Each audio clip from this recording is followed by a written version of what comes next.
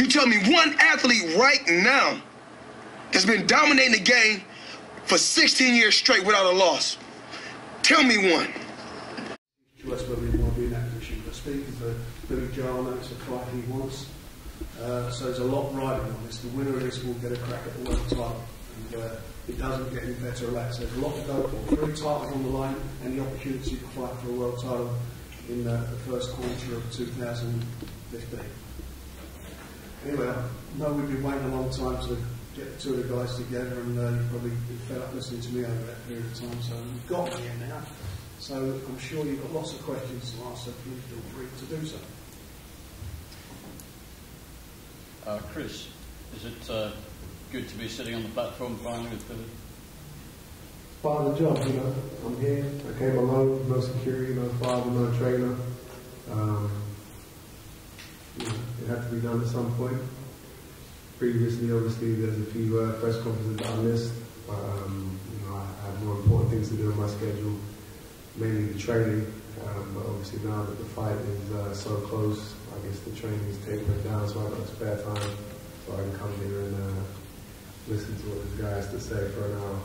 You know, I didn't really want to put my father in that through listening to him talk rubbish and his fake hype for an hour or so. So I said, you know, stay at home and keep your feet up, and I'll go and deal with it by myself, just like I will in the fight night. How do you feel about that, Billy? He said it all in there, embarrassing him and whatever and stuff. But he's 25 now, so I think he's entitled to travel alone. I think his dad's in the car park waiting for him now.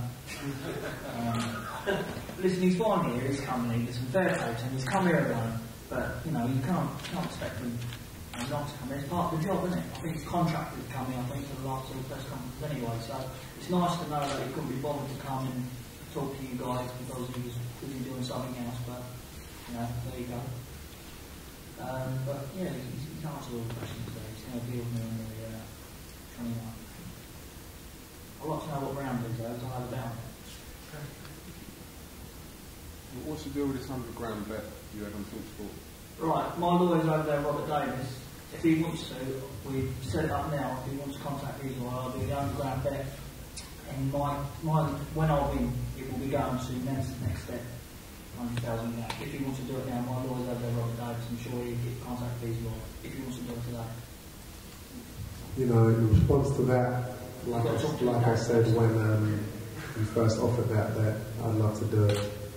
He said his lawyers would be in contact with my people. We've heard nothing, and we will continue to hear nothing because, like I said, he's a hype guy. He says things, but he knows really that there's never going to be anything like that. If there was, we would have heard it by now, but we haven't. So I'll tell you what it is. It's like a fish out of water. Very bad here. And he's got but listen, if he wants Robert Davis, he's over there, would you contact these lawyers or whatever if he wants to do it for the underground at the charity? I'm happy to do that. And that's the council as well, so I'll do that. It's not a problem. Can you both say where this rivalry between the Canadians first started? Listen, there's not really, if you look at it, I'm the champion. Obviously everybody's going to want to fight me. He's playing that, I want to fight him and going on with it. But I think that he mentioned my name before I mentioned his with you, Philip, on one of your shows. Well, I asked him about you, Peter. Yeah, well, that's it. Well, he responded about it that he'd deal with me on 6 or 7 rounds, so we'll see if he can do that. Listen, all the talking's done now. We can sit here saying we're knocking out this and that. He's going to knock me out. It's done. Saturday night, we're going to see who the winner is. Saturday night. He's a walking contradiction. He talks about how I've skipped the line and I don't deserve to fight him and I'm rubbish and all this stuff. But for the last 2 years, in every single interview he's ever had, all he ever talks about is me and how much he hates me and how much he's going to bash me up and he just loves to fight me. It's one or the other, and as far as where this rivalry came from, I didn't even know his name until I was asked about him, and then I had to go on YouTube and see his fights and stuff like that and see what he's been saying all this stuff about me in interviews. I was like, okay, well, I'm sure that's a fight that'll happen down the line. You know, he's got what he wanted. He's talked his way into the fight. He is the champion at the moment, and really, it should have been me that was, you know, kind of going for the fight and talking about him. It's been the other way around. You know, he's talked about me non-stop throughout most of his career, and now he gets his chance to, you know, to see if he can back up those words. But you know, the chance to share the ring with Eubank, which I'm privileged to do. That's right. It is a great privilege, and one that you're going to regret. But also, like I say, I think he was a very lucky man to look me up on YouTube, because he's the biggest payday they're probably going to get in his boxing career. So big thanks to YouTube for that, for looking my name up, and you know, he's fighting me now. And now, listen, like I said, all the talking's been done.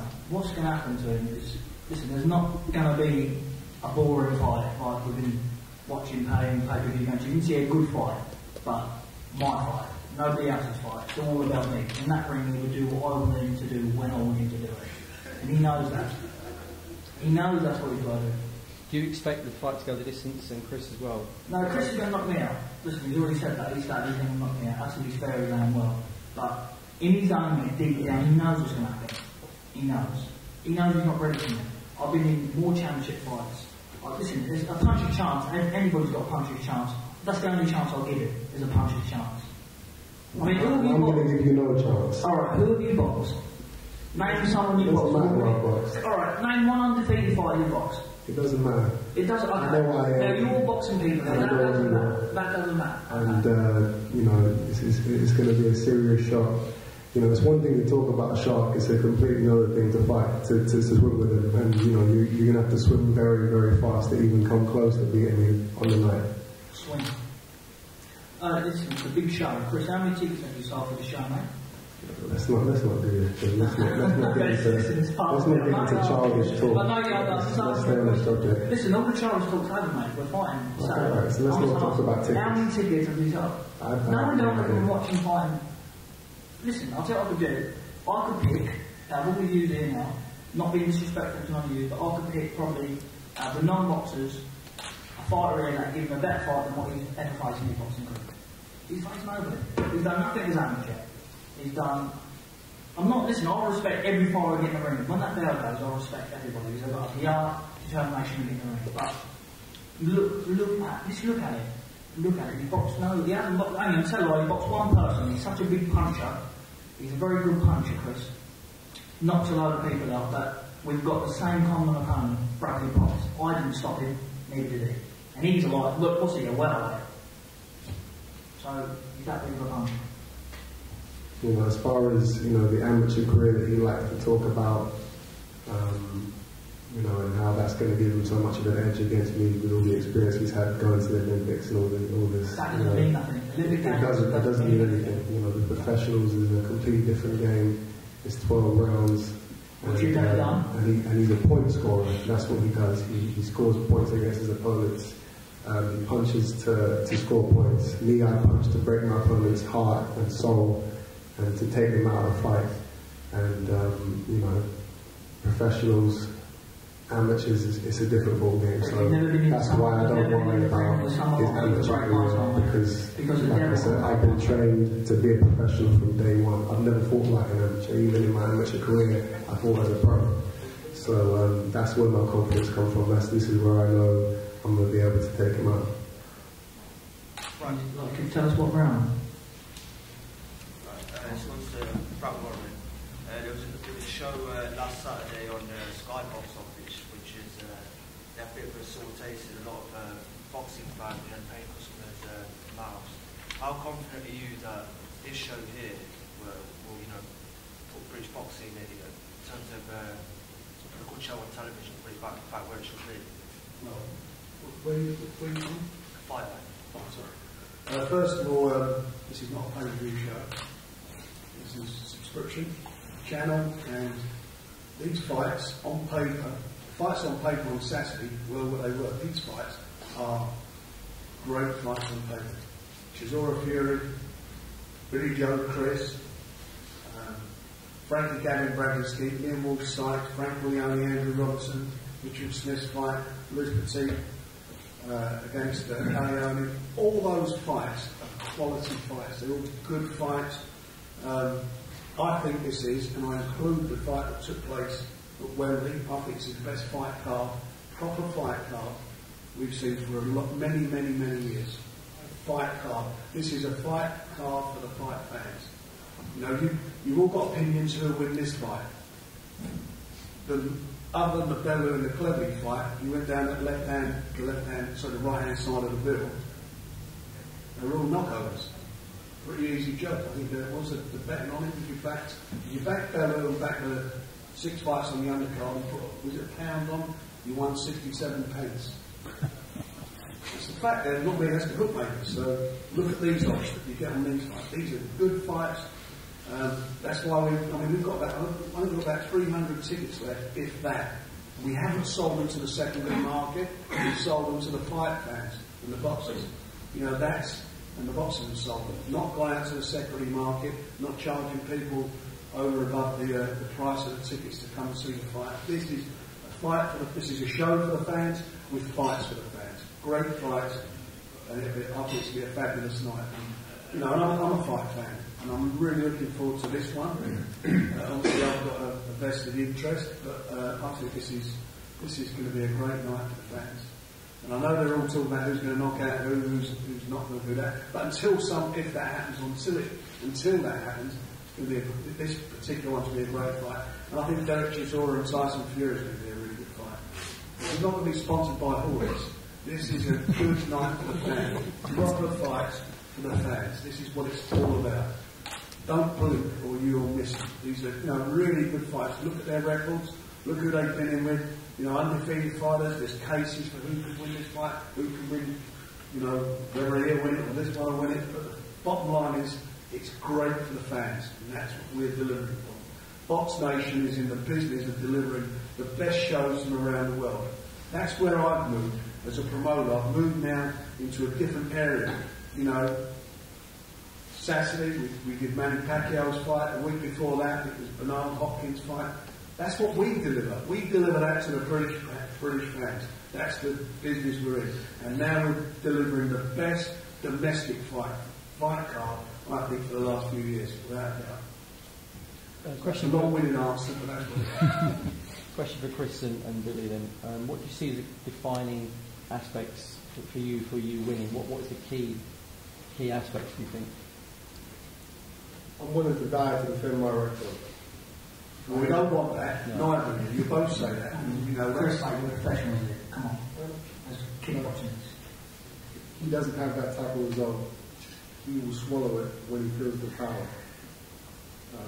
And that's how I know he can't beat me. He won't go to 12 rounds. He'll give up. You think you've got the punch to stop him? I know I've got the punch to stop him. Yeah, it stopped me, but I grew up on the gypsy side since I've been no age. Getting beat and pinned the post by children going on my life. I've never swallowed in my life, mate. Now that has made me laugh. If that's your game plan, thinking I'm going to swallow, that's gone. You might as well just give up now. Because that's ridiculous. That's a nervous laugh. Listen, I promise you. Do you know what? Listen, this is something else. If that's his only game plan, and he's literally thinking, I'm going to give up. Listen, a scanner will hit me, and Jimmy's been in this game all his life, he knows I'll get up. I'll still get back up. There's nothing breaking in, mate. Especially not you. Definitely not you. We will see. We will see. Alright. Given the fight's 5 days away now, and there's no animosity between both of you, how does it feel right now, sitting 2 feet away? I don't feel anything. I'm emotionless. He's the guy that gets emotional. He has all the feelings and hate and I want to kill him and smash him up and do all this stuff to him. I don't care about him. You know, this bill is cool. It's titled Bad Blood. There's no bad blood in my part. You just said you wanted to die. He's just the guy that's keeping the belts warm for me until I'm ready to take him home on the 29th. Well, do you want him in the cases as well? Do you want to bring the cases or not? You can give it to me however you want, but you will be given. I'll give you the same on the 29th, so it's not no doubt. Don't worry about that. Bill, you said all the way through this build up if you lose to push Eubank, you will give up the sport, you still stick by that? If he beats me Saturday night, I'll retire from boxing. Not only did he say if I beat him, he said if he doesn't beat me in 5 rounds, he swore in his son's life that he would give up boxing. 5 or 6 rounds, No, don't raise it. It's 5 rounds. Oh yeah, we'll raise right. Well, don't worry. 5 rounds. So after I will not let him tell me what to do. Like I said, he would do in the ring what I say when I say. Now I want him to do it. Remind him. Don't stop me this next round. Can I just say one thing? You don't have a career anymore. Oh, can I just say one thing? Remember that. That's why I will tell him at the end of the 4th round. Get me mentored to the 4th round, which I, you know. I'm not interrupting you talk. Could you let me talk, please? He's bringing up track now. Listen, this fight is going to go the way I want it, not the way he wants it.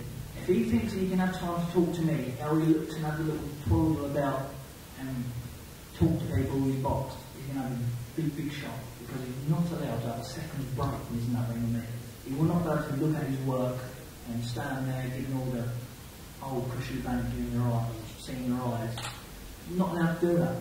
He's in the ring with Billy Joe Saunders now, not somebody from Latvia. I think we need to realise that.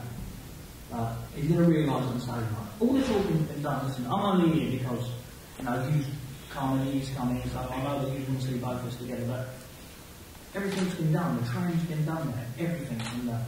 So all it's left to do now is fight. And it's Saturday night.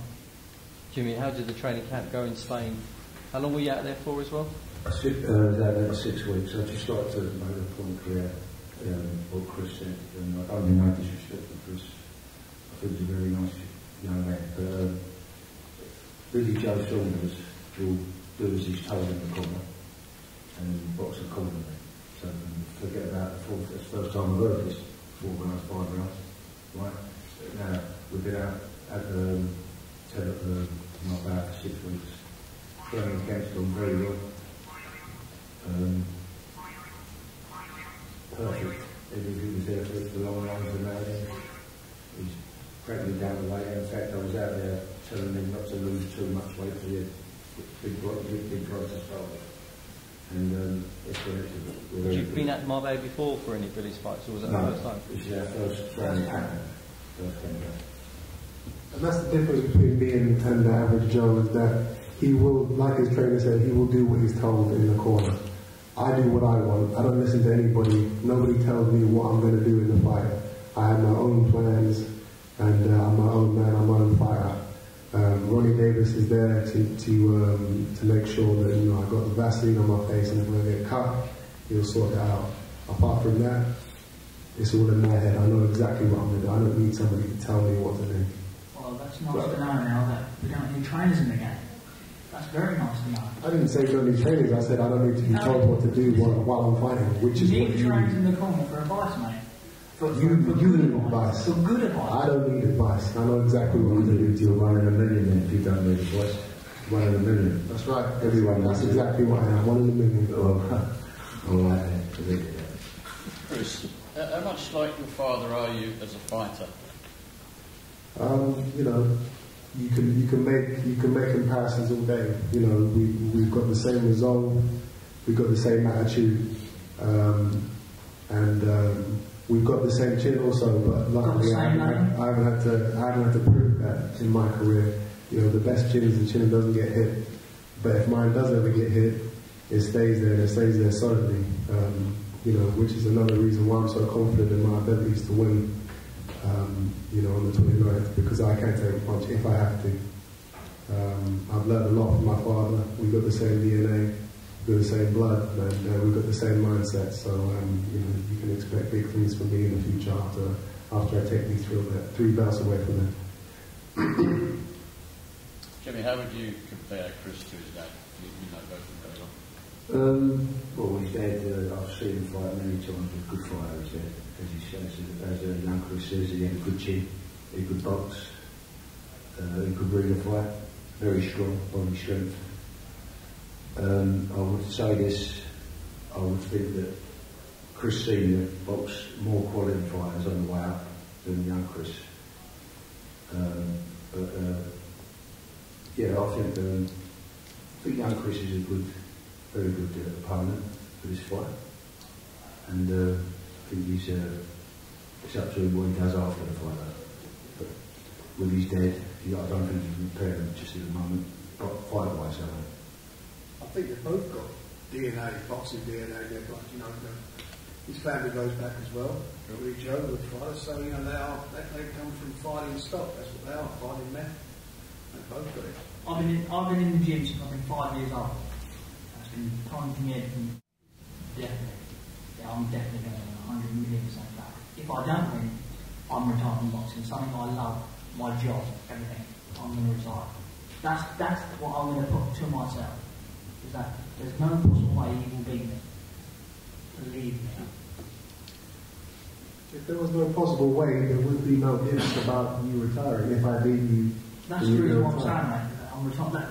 You know, that's what I'm saying. If you beat me, I'll retire. You know you're not going to lose. Because I'm not. Listen, I'm fighting for what this time next year. I'll be second for the WBO world. That's what you're going to do. That's where I'm going. I'm going to be world champion, and I'm going to make history doing it as well. We will see. Chris, your decision to come around today, was that your decision, or Team Eubank as a whole deciding for you to come around? Like I said, I did feel the need to put my team, my close family and friends through a press conference with John. You know, it's not. They could be doing better things, and so I came here alone. I'm my own man, and you know I'm gonna be alone in the night in the ring. So I've got no problem with being here and dealing with what I got to deal with by myself. We all know that's a lie. Probably had a little conversation. His dad probably, like I said, is in the car waiting for him. You can go outside and look if you want. So we'll go have a look, yeah?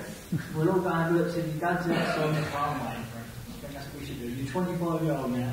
I think you're entitled to travel to London alone. Listen, his dad's always been overshadowing his boxing career. Every time he's in a press conference, or whatever he's in, his dad's there. I mean, we're in a press conference right now. Yeah, but yeah, in the corner of a fight, the coach is there, and yet. My father is a coach. Is my coach. That's why he's in my corner. Yeah, well, what's Ronnie Davis doing there? He's a trainer. Alright, well, whatever, train, whatever. He's giving advice, but then his dad gives a stare down, and the trainer gets out the ring, and his dad just looks at him. He's not going to do that with me. He's definitely not going to do that with me. 100% no. And the stare down I'm going to give him. Do you understand the amount of... See, I'm going to tell you, no, when I beat him, the amount of stick and pressure I'm going to put on him, the joke. He's not going to get back in the boxing ring again. Definitely not. Definitely. Because I'm going to give him so much stick as a joke. Twitter, Facebook, you name it, I'm going to do it. Yeah, that's the difference between me and you. Once I beat you, you know, you're out of my mind forever. You know, I don't care about what Twitter and social media and stuff like this. You know, you're just a stepping stone for me. Once I take the belts away from you, I'll move on. I'll forget your name, just like everyone else in the boxing game will. Well, the names are your own. You can't say them. Them I forget them. You can't pronounce them. I like when you're cracking these jokes because it shows me that you're not focused. I'm not focused. I've been to training camps. I've never done that. I don't care what you've been doing. You're talking about, you know, you're cracking jokes while you're... Sorry, I'm not having crack jokes. I've got to look at you. I've got to look at all you with a long face on me, touching this table here, and act like a robot. Listen, I don't do what my dad does me or what anyone else does me. I can talk, I'm my own man, and I'm my own man in the ring as well. No, the trainer just told you will do what you're told. And yes, I will. My trainer will. Alright, so you're not your own man. In that ring, I paid Jimmy Tibbs, one of the best coaches I reckon in this world, to give me advice. So I've been listening to his advice all the way along. On the 29th, I will box the orders. Whatever orders Jimmy Tibbs gives to me, I will stick to them and I will box your ears. And when you lose, that's going to be the line. You know, we will see. You've got something to fall back on. You know, Jimmy didn't give me the right advice. We will see. The game plan didn't go to plan. You know, everything I put on myself is completely on me. I'm not putting it on anyone. I'm not putting it on my trainer. I'm not putting it on my father. Oh, you know, he didn't give me the right advice. He wasn't there in the corner saying the right things. If something was to go wrong, it's all on me. And when it all goes right, it is all on me. Not on my trainer, not on my father. I did it. Alright, yeah, you. It will all go wrong for you on the 29th. That's definitely sure. So you want to be thinking about something, say, a press conference after the fight. Chris, can you tell us about this 50 grand in an escrow you wanted? If Billy Jones put his hands in there. That was something that Chris Eubank Promotions, my team, wanted to put together. I didn't even know about that until it came out. But yet you're a young man and you do what you want to. You didn't know about that. That's just going to know about me. People's laughing at you. You know, the bottom line is I'm here now by myself, no security. If I was worried about him doing anything, then I'd have all my people around me. Listen, these are the guys that. So your dad didn't say they come with you to the venue? No, these are the guys that came here for the venue. There has to be. Did your dad have these put in for you? No, Did his dad ask for these security guards here? Yeah, I asked for security. Thank you very much. I don't want the security. There has to be security in the room. These are not my personal guys. On the night, I will have my team Eubank security with me. I've never met these guys before in my life. I'm not worried about anything happening right now. You don't have the heart to start anything with me in a press conference. And you won't have the heart to stand because I'm more professional to start. I'm more professional to start in front of me. Let me ask you this one question. If we get into a war, will you stand there toe to toe with me? Listen, let me tell you one thing. I will not tell you nothing. I will do what I want to do when I want to do it. That's good. Like I say. That's what I need to hear. Thank you very much. Listen, let me tell you one thing. You won't stand toe to toe with me. You won't go to war. You're going to feel the power. If there was a war, and eventually I'm going to hunt you down and take you out. That's how the night's going to go. Well, many guys tried it now. 20 years tried. Listen, I've had a number of unbeaten fighters try that. I'm not them fighters. Like you're trying to say, I'm 1 in a million. Oh, you're 1 in a million? I know you're 1 in a million, mate. You're definitely right there. Are there any more questions? Chris, have you ever been offered a fight with Nick Blackwell before? Not that I know of. Twice. How can you not that I know? I don't get offered fights. My management team gets offered fights. Have you been told you've been offered a fight with Blackwell before? No. A British title eliminator didn't get offered Nick Blackwell, huh? Ask my management team. Your dad? My dad, my management team, whatever. I don't. No one comes up to me and says, "Do you want to fight Nick Blackwell?" Jimmy, both fighters will say it's an easy fight as they have 4 rounds, 5 rounds, whatever. Do you think this is Billy Joe's toughest fight? Could be. Could be. I'm not saying it is. It could be. But he's going to win.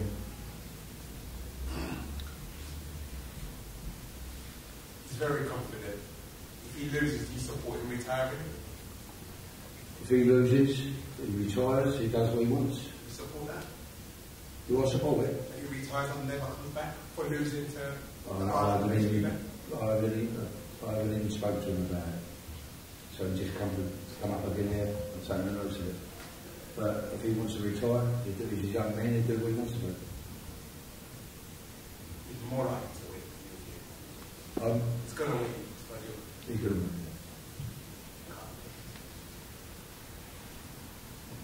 Are there any more questions? No? Thanks very much. Thanks, guys.